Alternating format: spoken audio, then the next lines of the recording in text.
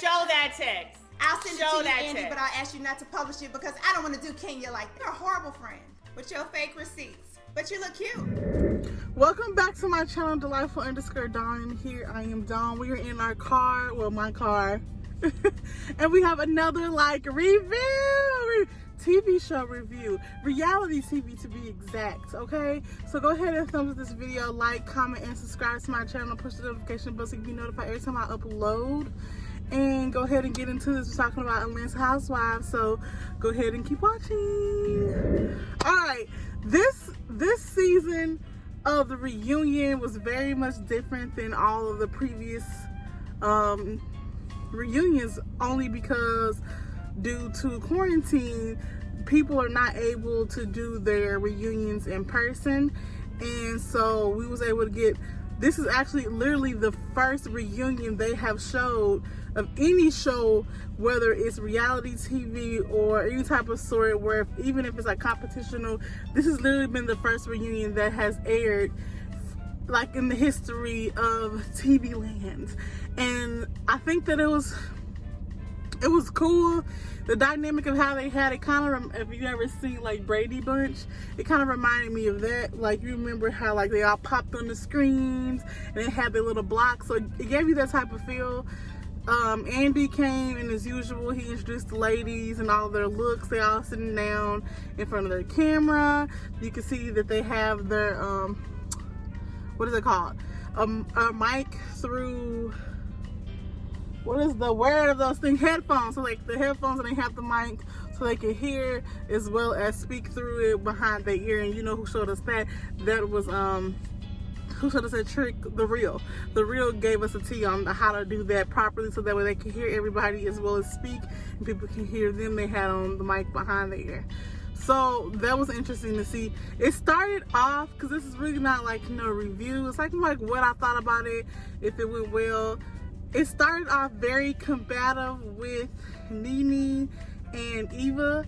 And if y'all remember, Eva was the winner of the first, was she the first? Yeah, she was the winner of the first American Next Top Model back all those years ago. And you know, they was just going back. Nene kind of threw that first, like, girl, you haven't been relevant in a decade. And she was like, back in the day, you was trying to get on my coattail to basically get on. And so Nene was like, look here, honey, at this point you on my turf and you need to bow down. It was very wordy. I thought it was very it was sad to watch, because I feel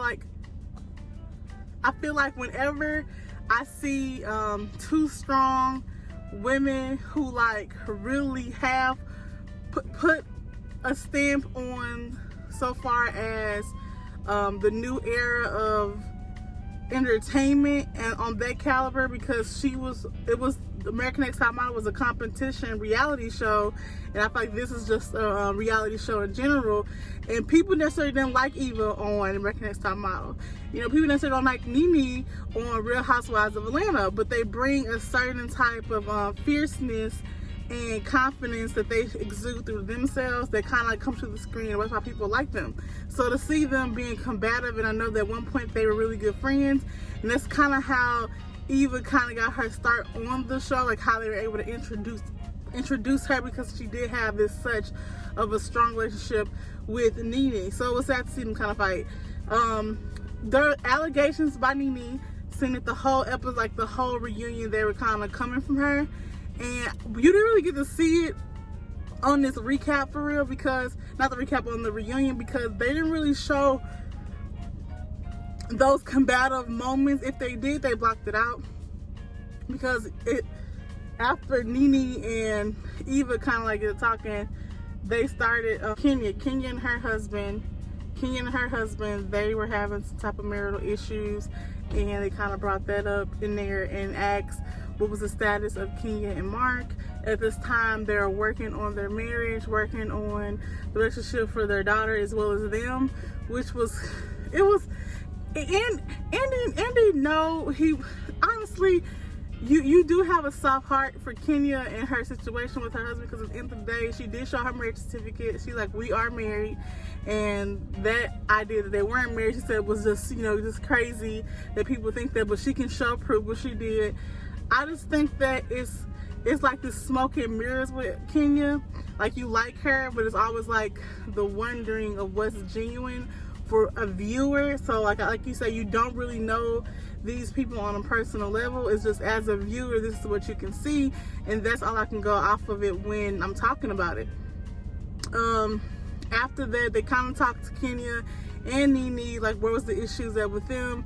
Kenya doesn't feel that Nene was sincere in anything that she ever says to her, and Nene felt like she owed her no apology. She felt like what she said was true and factual, and I'm gonna say factual. I'm gonna say what she said had as much merit as what people say about her. You know what I mean? So I feel like there's no more to pretty much talk about that with that situation.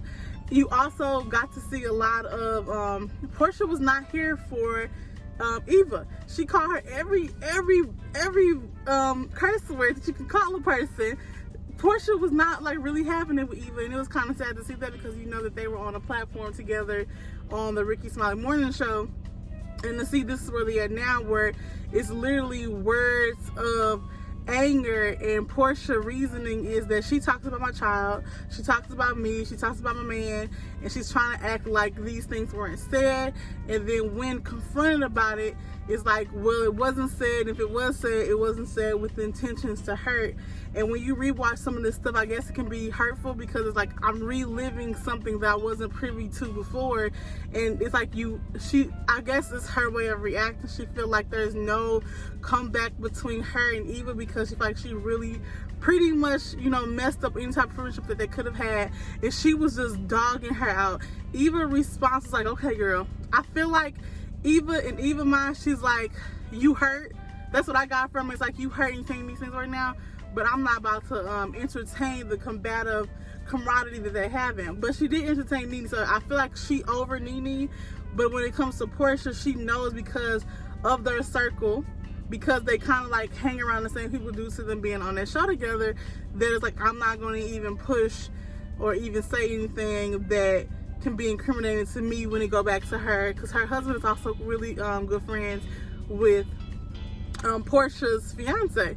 So I feel like that the ending of that, I feel like it's never going to be, because Portia's always going to feel like she has to defend herself as well as her family when it comes to Eva, and which was, I mean, and it's just sad to see in general. They did bring up Nene again about Nene's stance on just, I guess, Cynthia had an issue with the questioning of her relationship, and what I'm saying, she had an issue with Nene because she questioned if her relationship was real, as well as, you know, she had questioned Mark and Kenya's relationship was real.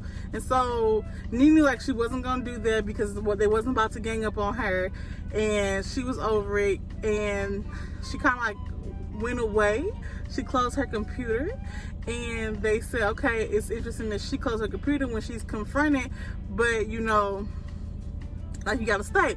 I think in that regards to Nene closing, it's a lot of stuff, because Nene had also said on her YouTube channel, I feel like people kind of don't think about the fact that they're sitting in this recording type of situation in these reunions for hours on end, and it's a lot of stuff they chop off for viewers not to see. So I can see her her stance on saying where it could feel like people are really coming for her in regards to like what she's doing, like she's the only topic. They brought up Wendy Williams, about Wendy Williams not being her real friend. I'm with her. That has nothing to do with the show. Even though Wendy Williams on for a quick clip, the things that they're talking about are things that are happening off the show. So it's not fair to bring up or to question a relationship saying it's strategic and all this other stuff. And I'm with Nene, like, you don't know the relationship that I have with this particular person, nor is it your business. And yes, there was something that was said on a larger platform about her, and she has discussed it with that particular person. And it's almost like, are you upset because she has a relationship? Like, I don't understand. I can see where they're coming from in questioning it. I just don't see what the relevance is. How is it relevant in this situation when it comes to, you know, to Nene being on the show? Like, it don't make sense. Then it got to the point to where they were discussing, you know, I would say that they brought Marlo on as well as Tanya.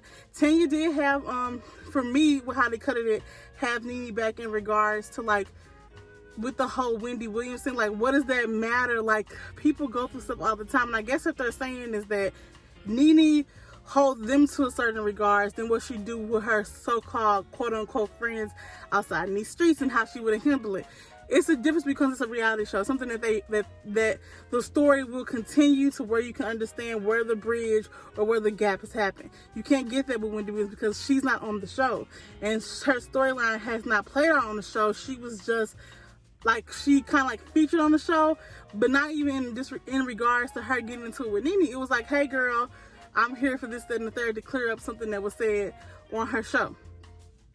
Now, it kind of ends off, I can't remember how it kind of, like, the reunion ended off, but it was kind of iffy to me. Like, I don't understand why people are so hung up on Nene and like kind of like saying that she old news or she's not of the season, like she's just not, like, you need to get over yourself. In our reality, the show wouldn't have lasted this long just with their presence. And that's not me even being funny. Like, half the time when I go on there, everybody wanted, when Nene had left, they were excited about her coming back, you know what I mean, because she's like a big presence. I love Candy. Candy is a good time, and always a good, like, she really talks about her life, so it's always good to have her on her porch. Is very open about her life on there. I'm trying to think who else is open. Kenya is not very open. She's not very open. When it comes to Cynthia, it's just hard to see how her and Nene are not as close as they used to be, because it was fun to watch them. I don't have a problem with them because, you know, different seasons, you have different relationships with people. And I feel like for the longest, what people show on TV, like the show, so far as Cynthia and Nene's relationship, it did seem like Nene could be very overbearing in those relationships. I don't know, but that's what it came across. So to see that Cynthia found a voice in the midst of it is good. But I feel like at the same time, it's like, do you really hold a regards into the Nene relationship that y'all had? Because at this point, she almost like, it don't matter to her. And it did come across on TV where it's like, okay, if it was a real friendship, then why are you treating her the way you're treating her? And even if it was a misunderstanding, last season you didn't have that type of energy with her. It's like, all of a sudden, now that you have Kenya back on the show, now that you have Eva as like your right wing, it's like now you feel basically like, you know, F Nene. That's what it looks like. So I think how they had the reunion was interesting. I feel like for the most part they cut people off when they were kind of over talking each other, which was good, because who wants to see people having a screaming match for like 20 minutes?